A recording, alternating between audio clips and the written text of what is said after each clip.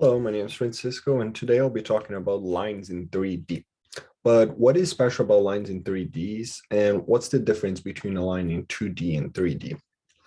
Well, lines in 3D don't have a slope. They have an initial position and a time-dependent vector, just a velocity, that defines their value. So they would have a position r with an initial position r naught and the velocity vector times t, vt, where v is just a, b, c. We can also say x is equal to x naught plus at, y is equal to y naught plus bt, and z is equal to z naught plus ct. We're just breaking down their components. This is the parametric equation of a line. We can also solve for t and set them equal to each other. This is the symmetric equation of a line. You have x minus x naught over a, y minus y naught over b, and z minus z naught over c. Note a cannot equal 0, b cannot equal 0, and c cannot equal 0. Okay, but what can we do with it? Well, anything that has a constant velocity can be moduled with a line. One example are drones, airplanes, anything that moves in 3 dimensions, and we can consider with a constant velocity and has an initial position, we can model it with a line. But then what can we do with that, right? We can model it, but what can we do with it? Well, we can see when two lines intersect. There are 5 cases. One case, case 1, is when the two lines are parallel to each other and they have a distance d between them. They'll never intersect. Another case is case 2, when they have the same velocity vector, but they have different starting positions here and there. So they're going to move with the same velocity, same speed. So the distance between them will be constant. And because as one moves, the other moves as well. So their center of mass never really moves. And the other case is when they have the same starting position. That means that they'll be on top of each other forever. They'll move the same velocity, same starting position, they're just together.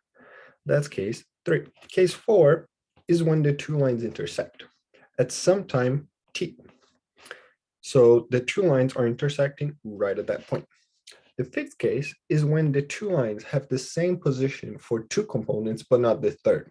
So let's say they have the same x and y, but not the z. So right here, this dotted line means that they have a different z component.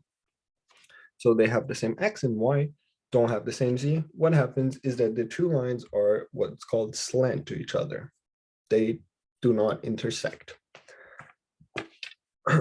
But where can we see that? What can we do? Well, like I said, airplanes can be modeled with this if we consider a constant velocity. Now, we can see if two airplanes will collide or not. If we have airplane 1 with the vector, the line vector 1, initial -252, and the velocity of 2, -1, and 3, and airplane 2 with the initial position of 0, 2 over 3, and 3, and the velocity of 1, 2, 3, we can actually set the two positions equal to each other after we set the components equal to time. With the parametric equation of a line, we set them equal to each other. So we let x equals x, x1 equals x2, and z1 equals z2. With x2, we can solve for t prime and then substitute it into z1 equals z2. This is very easy to see t prime because x is just t prime since there is no x naught. And then plugging that back into z2, we have 3 plus 3 t prime will just be -2 plus t. From here, we can solve for t, and we figured out that t is equal to 5 over 3. From there, you can plug t back into here and figure out that t prime is equal to 4 over 3. Now, we need to figure out if their positions are equal or not. It's really easy to see that x and z will be equal because we're forcing it to equal each other.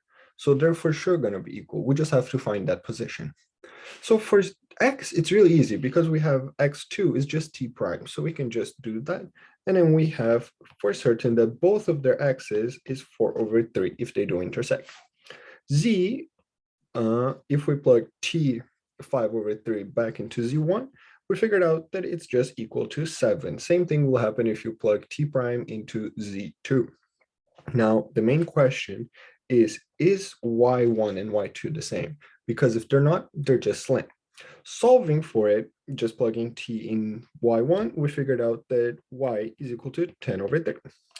Y1, and plugging T prime, we also figured out that Y is equal to 10/3, which means they're equal to each other. So they do intersect.